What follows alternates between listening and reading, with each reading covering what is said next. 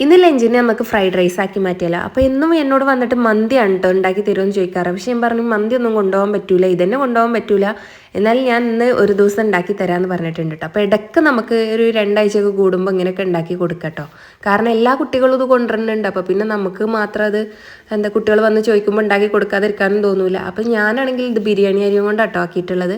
അങ്ങനെ അവരുടെ ലഞ്ചിലേക്ക് അതാക്കിയിട്ടുണ്ട്. പിന്നെ മസാലക്കറി വെച്ചിരുന്നു, അത് വേണ്ടാറ് ടൊമാറ്റോ സോസാണ് ഉണ്ടാക്കി കൊടുത്തിട്ടുള്ളത്.